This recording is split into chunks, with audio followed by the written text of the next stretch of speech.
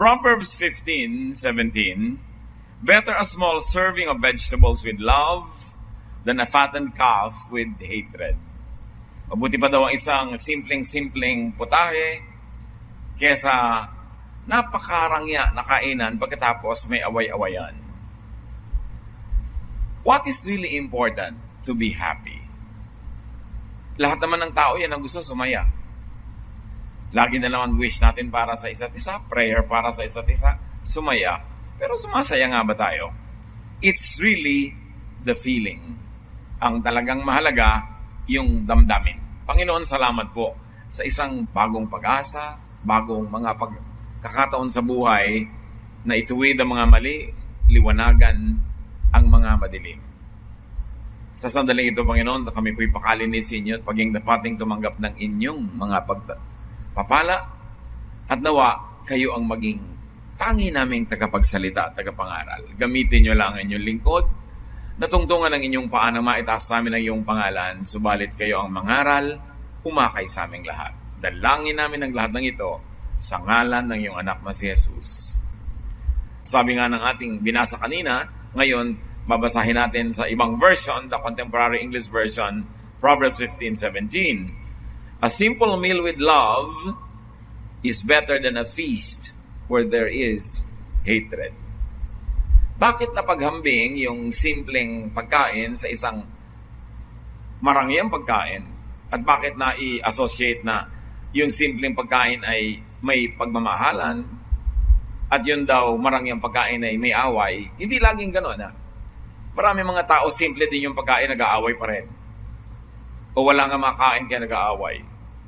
At may mga tao naman na marangya ang pagkain pero nagmamahalan. It doesn't follow na pag marangya, nag-aaway. At it doesn't follow na pag simple, nagmamahalan. But what Proverbs is trying to tell us is this. Kung sa pagpapagarbo ninyo ng kakainin ninyo, sa pagpaparangya, uuwi lang sa sobrang awayan, kagulo, agawan, wag na lang. Sa simple na lang na masaya. Kung meron kang gagawing production na super ganda, pero nag-aaway na kayo lahat, na-stress na kayo lahat, simple na lang na hindi kailangan pag-away-awayan. Kesa saan laki-laki ng namana mo sa mga magulang mo, tapos nag-away-away naman kayo magkakapatid, kahit di ko konti na lang. O konti na lang yung napunta sa'yo. Basta tahimik ang inyong buhay. So mabuti nang sa maaga pa lamang ay nililinaw natin yung symbolism ng meal. That sometimes it takes a lot of effort to make everything elaborate and big and impressive to the point that human relationships are strained. Nakakasira-sira, na-stress ang ating mga relasyon sa pagpapagarbo. As we know, a feast is sensual, it is pleasurable. Feast, may mga kulay, may mga amoy, may mga shape na talagang kakit-akit. And a feast is aspirational. Kaya walang inaantay yung mga iba kundi magka-fiesta para masarap ang kainan o mayroong mag-birthday para may mag-blowout. A feast is aspirational and it is really desirable. In fact, the first miracle of Jesus was in a wedding feast. Ganun kahalaga yun sa mga tao. At pinahalagaan ni Jesus na pahabain yung kasiyahan. Kaya nung naubos na yung alak, ay naghimala siya. At ang unang recorded miracle is about making wine out of water. So yung feast maganda. But a feast is costly. Magasto sa pera, magasto sa oras, magasto sa pagod para mag-organize ka ng malaking handaan o magkarbong hain. A feast could be complicated, tiring, and therefore stressful. Kaya yung sinabi ng Proverbs, kaya sa ma-stress ka, sa sobrang maganda at magarbo, doon na lang sa relax ka na simple. And what's wrong with being stressed? The stress could make people unpleasant to be with. Naranasan na ba natin na mag-organize ka ng napaka-perfect na party? Anniversary ng mga magulang nyo o kaya ay isang birthday party na sa ganda ng preparasyon nag-away-away na yung mga tao dahil maiinit na ulo, mga pagod, lumaki na yung gastos, etc. The stress would make people unkind. abrasive, and even hostile to one another.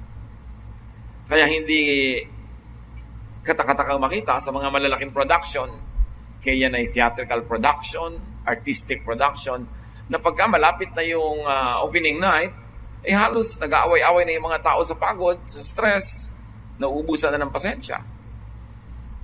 Kaya sabi, mabuti pa pagka ganun, simple meal. A simple meal is not as sensual and pleasurable.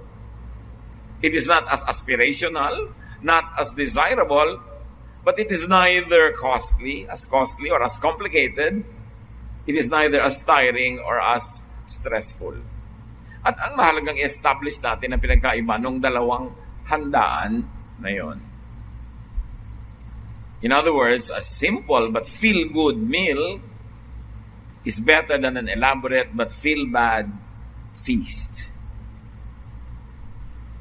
We should know when to simplify if it would mean more enjoyment, more peace, more friendship, more kindness. In other words, it's really the feeling.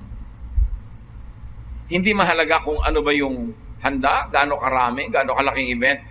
Ano yung feeling mo habang ginagawa mo yon? Anong feeling mo habang nangyayari yon? At ano yung feeling mo pagtapos na yon? Ano magiging feeling mo habang inaala-alala mo yon? Pag napag-usapan nyo 20 years from now, yung ginawa nyong malaking family event, anong maaalala nyong feeling? Maalala nyo ba, nag-away-away kayo, nagkakagalit kayo, o lalong sumarap ang relasyon? So think of the two kinds of meals, the simple and the elaborate, as metaphors, as symbols. At hanapan natin ang application sa buhay, especially on being happy. A simple but feel-good experience is better than a complex but feel-bad experience.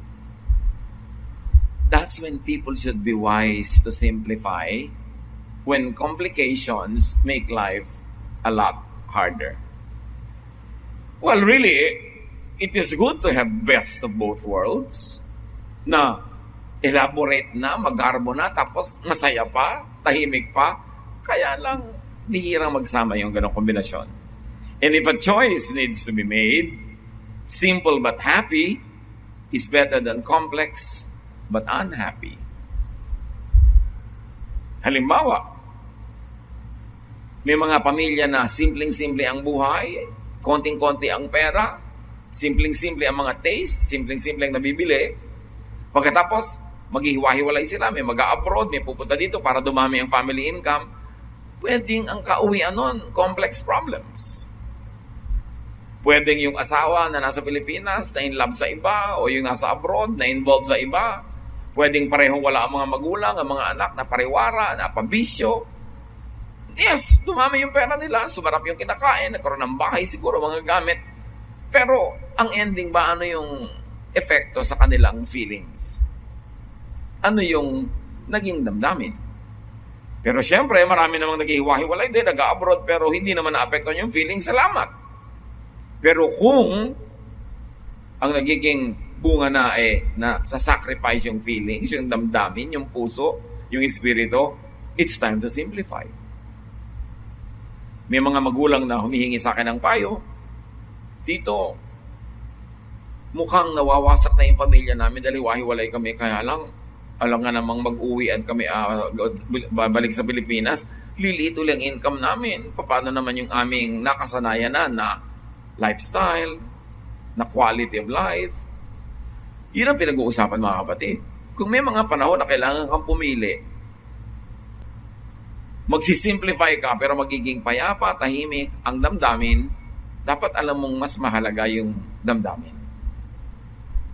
Mas mahalaga yung effect sa puso mo, sa kaluluwa mo. Hindi sa effect sa kung anong nabibili mong pagkain, kundi effect sa gana mo kumain. Hindi yung effect sa pera mo na nakakabili ka ng magandang kama, magagandang beddings, komportabling kwarto, tapos wala ka namang tulog kasi balisa ka. May mga panahon na kailangan ka talagang pumili na mag-simplify para sa ikabubuti ng iyong kaluluwa. At yun ang sinasabi ng Proverbs. Ordinary but happy is better than special but unhappy. Average but happy is better than outstanding but unhappy.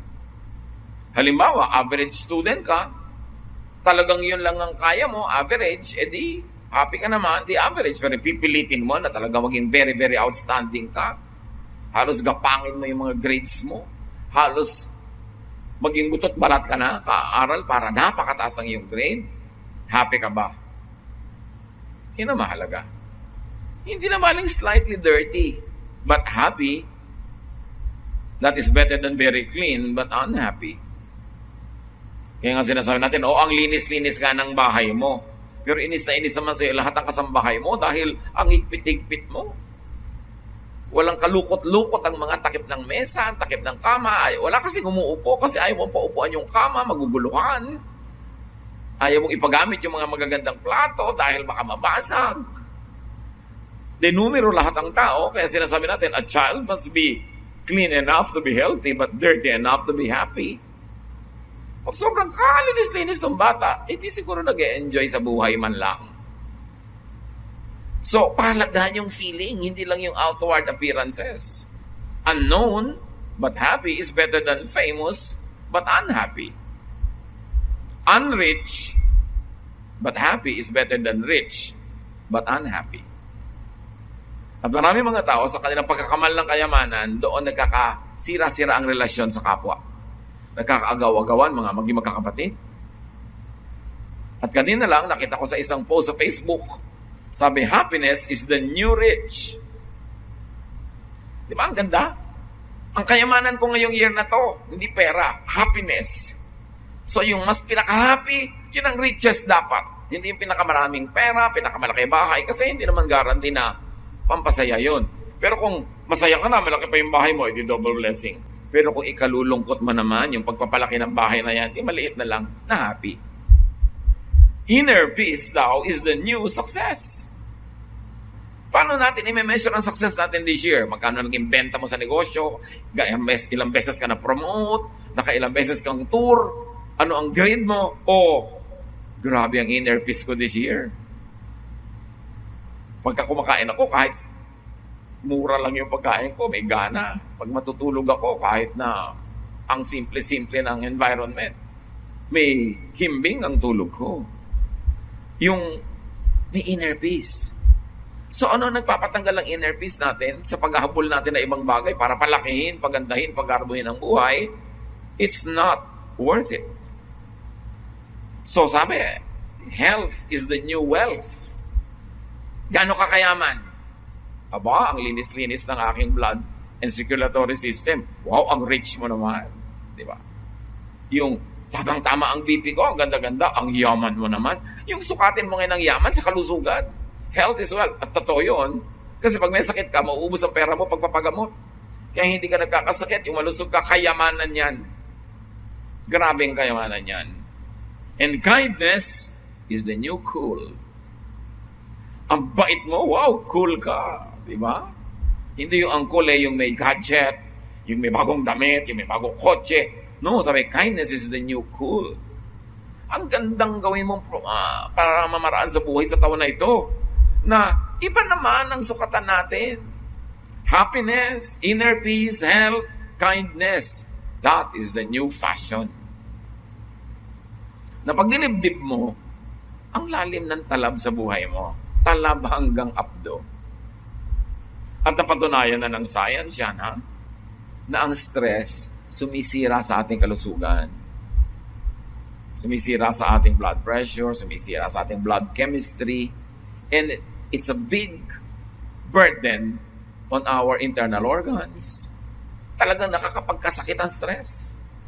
Kaya let health be the new wealth. Inner peace, the new measure of success. If a feast or its equivalent causes anxiety, happiness, and hatred, choose a simple meal or its equivalent that allows for relaxation, fun, happiness, and love. Tulad ni Mary at Martha. Si Martha is the perfect housekeeper. May mga bisita sila, kailangan perfect ang pagkain, perfect ang hain, perfect ang table setting. Si Martha naman, nakaupo doon sa sahig, nakikinig kay Jesus kasama ng mga lalaki. Sa kanya, relax. Gusto kong makinig ng lesson. Gusto kong payamanin ang aking isip, papayapain ang aking loob, makinig kay Jesus. Ito ang aking gustong claim to fame, na nakarinig ako ng lesson na nakakapagpabait, nakakapagpa-relax, nakakapagbigay ng kapayapaan. Pero ang measure naman ni Martha, kailangan perfect ang lahat. Kaya sabi niya kay Jesus, Lord, don't you care that my sister Mary is sitting there with the men while I am laboring in the kitchen? Why don't you tell this sister of mine na babae siya at kami mga babae dapat sa kusina? At sabi ni Jesus, no. Mary has chosen the better portion. It will not be taken from her. She chose to be relaxed. She chose to sit here to enrich her heart, her soul, her spirit. It will not be taken from her. At sabi pa ni Jesus kay Martha, Martha, Martha, you are concerned about too many needless things. Pinapagod mo ang sarili mo, ginagalit mo ang sarili mo, ini-stress mo ang sarili mo sa mga bagay na hindi naman talaga ganong kahalaga. So ano ang mga pumapagod sa atin? Yung gigising ka ng alas 3 ng umaga para itirintas yung buhok mo ng kaliliit na tirintas. 4 na oras mong ginagawa. No? Samantala yung isa, ang tanghali ng gumising, isang wagwag lang ng ulo, isang hugas, o pareho lang kayong lumabas ng bahay, pasasayahin ka ba talaga ng sangkaterbang tirintas? O pwede namang hindi. Kailangan ba talaga na umubos ka ng pera para ibahin ang korte ng iyong mukha? Magkakaroon ka ba talaga ng maraming boyfriend pag naiba yan? O wala rin naman. Yun ang iba, mga mukhang pusa, ang daming manliligaw. Diba? Relax na relax sila sa buhay. So, worth the effort ba? Hindi naman kung gusto mong magpaayos masama na, pero is it worth it? Yung mga gusto mong may mga bisitang darating sa bahay, perfect na perfect ang aabutan, pagod na kayo lahat. Pwede bang abutan na lang yan na less than perfect? Relax naman kayo sa buhay. Choose feelings. Choose relationships over things.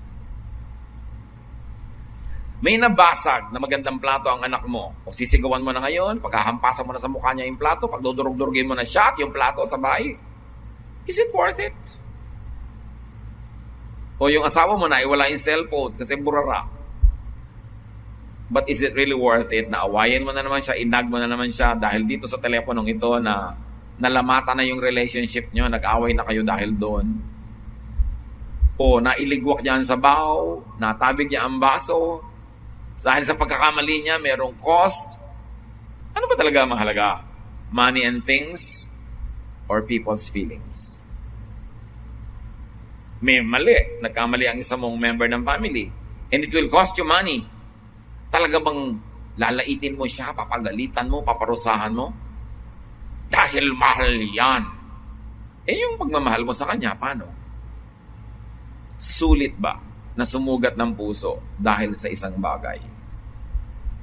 May naiwala, may nabasag, may nasira. This year. But many of you are doing it already, but do it in an even more intense way. But those who are not doing it, begin doing it. Choose feelings. Choose relationship over things. Sasabihin mo, thing lang yan, bagay lang yan. Hindi natin dapat pag-awayan. O naiwala ng boyfriend mo yung inyong singsing, friendship ring. Isa naiwala, aawayin mo na siya, ihahagis mo rin yung ring mo, makikipag-break ka. Dahil sa singsing, bumili ka na lang ng iba. O bumunod ka sa plastic balloon kung meron pa. May singsing din doon. Worth it ba yun? Nasunog ni Yayadab ang damit mo. Is it really worth it? Nasugatan mo siya, laitin, palayasin. Ganun ba talaga kahalaga yung damit? Choose feelings, especially other people's feelings. Will you hurt people just because of something? Just because of a cost? So choose feelings and relationships over money. May nangutang sa iyong kaibigan, ang tagal lang hindi ka mabayad-bayaran. Talaga makikipagkasira ka na? Kalimutan mo na yung friendship nyo sa paniningil mo, sa panglalait mo sa kanya, tapos hindi ka rin naman makakakolect. O kaya talagang nangangailangan siya, meron ka naman sanang pwedeng maitulong, pero hindi mo nalang itutulong, tapos didibdibin niya, dadamdamin buong buhay. Worth it ba? Choose feelings and relationship over fame, over glory. Meron nag-aagawa ng karangalan, nag-aagawa ng honor, pero nagkasira naman kayo. Ganun ba talaga kahalaga yon? And this year, if you're not doing it yet, buy happiness, not just things. O ibibili mo halimbawa ang anak mo ng mahal na cellphone. Pwede mo ring masabi, anak, sa halaga ng cellphone na ito, pwede na tayong mag-weekend sa Batangas, tayong small family, simpleng pagkain, simpleng lugar, magkakaroon tayo ng memory ng beach, ng mga ilog, ng time together, ng relaxation, magpapahilo tayo doon, manonood tayo ng sunset, ng sunrise, ang lahat ng yan o cellphone. Sabi na ako, cellphone. Is it really worth it? We keep buying things. But does the thing really make you happy? Lalo yung mahal-mahal na bag. Tapos sambahin ang bag. Huwag ibaba dito ang bag. Buhatin ang bag. Itiklop na maganda ang bag. Nagkaroon ka ng poon. Bakit ka bibili ng poon? Ang bilin mo yung kahit mo tapakan, kahit mabasa, kahit mo durugin, lagyan ng isda, ng 1 kilong pako, bag pa rin. Pero yung aalagaan mo, tapos na nagalusan ng anak mo, sasampal-sampalin mo na yung anak mo, ang mahal-mahal niya, pak. Is it worth it? Buy happiness instead of things. Pag meron kang bibili na ang mahal-mahal, sabi, teka, ang dami na nating experiences na pwedeng magawa sa pera na to, ha? Ganun ba talaga ang gagawin natin sa pera? Ibibili natin ng ganito? And beware of what you buy. Because what you could be buying is a Trojan horse. Alam mo yung Trojan horse, yung ipinasok sa kanila, akala nila trophy, yung pala yung estatwa ng horse na yun may mga nakatagong soldier. Nung gabi, naglabasan, binuksan yung mga gate ng city nila, pinapasok yung mga kakampi, natalo sila uli. Kuminsan may binibili ka, pinapasok mo sa bahay mo, Trojan horse pala. Ang dala-dala pala nun sa buhay mo, isang katerabang problema. Isipin. Buy laughter, not just food while dining. Sayang ang pagkain, tapos nag-aaway kayo, ang hirap lulunin. Lumalabig na yung mainit, nilalangaw na yung hindi dapat langawin, sayang pag walang laughter. So, kakain kayo. Pag-uusapan niyo ba mga problema? Magsusumbatan ba kayo? Magpatawaran na lang para masaya ang kain. Buy laughter. Make your meals enjoyable. Sa akin, napakahalaga ng meal. It should be enjoyable. Hindi ka lang dapat kumain para huwag ka mamatay sa gutom. Dapat ini-enjoy mo yung ritual of eating, the time of eating together. So it means making time for it, making your eating implements nicer, preparing better food. Kasi, pag may sakit kang wala kang gana o kaya gusto mo kumain pero bawal, malalaman mong napakahalaga palang kumakain ng masarap. Na blessing palang kumakain ng masarap. So, kaysa nagmamadali kayo sa breakfast, naglalakad ka, umiinom ka ng 1 higop na kape, lakad ka na naman, kagat ka ng kaprasong tinapay, gumising ka na lang 30 minutes earlier para makaupo kayo at kumain ng mabuti. It's part of enjoyment. Make meals enjoyable. Buy happy experiences, not just or instead of things. Maraming nabibiling experiences kesa something. Buy togetherness. Dati meron kami isang kantin. Tapos kami ng isang kapatid ko yung nagmamanage. Tapos yayayain ko siya pagka mga 3 p.m. na. Medyo konti na lang yung kumakain dun sa restaurant. Halika, punta tayo sa favorite natin na lugar na kain na ng magandang dessert at cake at masarap na kape. Sasabihin ng kapatid ko, mawawala tayo na 1 hour. Oo, 1 hour. Makukupitan tayo ng mga 3,000. Kasi pwedeng kupitan yung tindahan namin eh. Wala pang uso nun yung mga computer. Pwede ka talagang kupitan. May mga tindera nga kami. Pag gwapo yung kumakain, hindi pa nagbabayad. May sukli pa. So, sabi niya, makukupitan tayo ng mga 2,000. Ko, bayad na natin yan sa kaligayahan natin.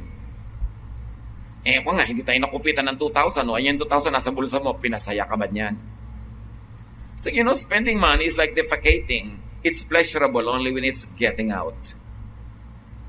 Yun lang naman ang sarap ng pera, gastahin.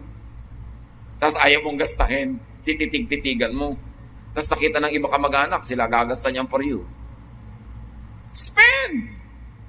Earn, spend. Huwag ipon ng ipon. Baka mamatay ka. Kukupitin lang ng iba. So, buy togetherness. Kung minsan may presyo talaga yung para lang magkasama kayo, buy it. Minsan na-absent ka sa trabaho, minsan may isa kang contract na hindi napapirma kasi minahalaga mong kasama yung mga mahal mo sa buhay sa ganong oras. Hindi sayang yun. Diba? Yung ating nga ngayong new success, new wealth, dapat ibahin natin yung concept. Hindi laging pera. And buy vacations instead of things. Tulad nga ng binanggit ko. Minsan bibili ka ng isang napakalaking bagay na ang halaga, pero ang konti naman ng enjoyment nyo dyan. Ba't hindi lang kayo magbakasyon?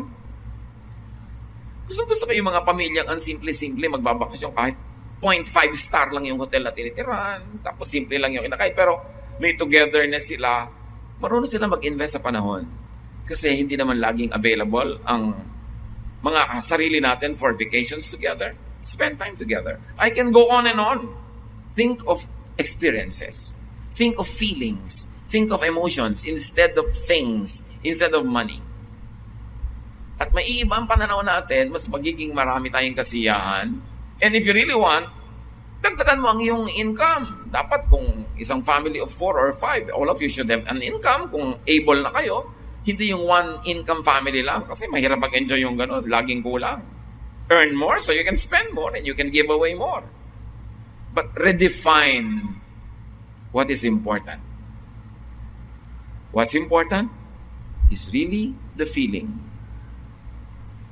Lalo mahal mo siya, mahal ka niya, it's really the feeling.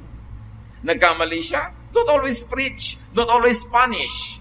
Pag nagkakamali yung tao, very sensitive yan. Diyan niya mas lalong ma-appreciate yung concern mo, yung love, your unconditional acceptance, your forgiveness. Mas na-appreciate yun ng taong broken, ng taong nagkamali.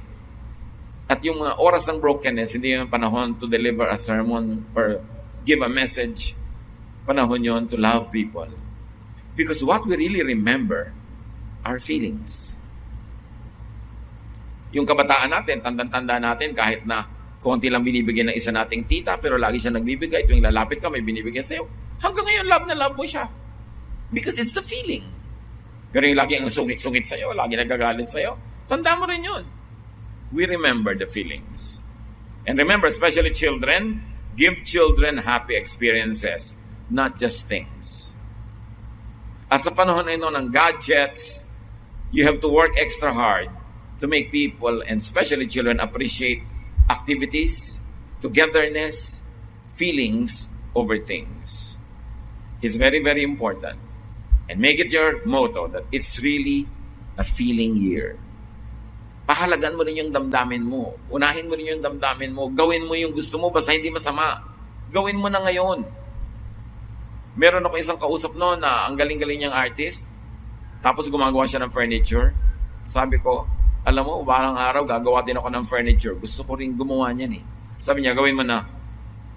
And true enough, hindi nagtagal, biglang namatay yung nagsabi sa akin noon. So, may pinanggagalingan siya na gusto mo palang gawin mo na. Paano ko namatay ka na? Hindi mo na magagawa yan. So, yung feeling mo, yung gusto mo, basta't hindi mo na nakakawin, hindi mo aagawin sa iba, hindi ka gagawa ng masama, do it. Do it now. Because you don't hold time in your hands. And give priority to your feelings and the feelings of others above things. Dear Lord, teach us to number our days. Teach us to count our days and to make our days count. Turuan mo kaming maging matalino, Panginoon.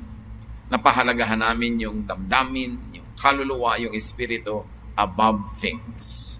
Pagbulay-bulayan natin ng mga kapatid, pag-isipan, ipanalangin, how to make this year really happier by focusing on feelings, by giving importance to what the heart and the mind feels more than just things. Lord, as your people ponder the meaning of new values, more spiritual, more emotional, more personal, may you really guide us. Be with the Lord in silent reflection.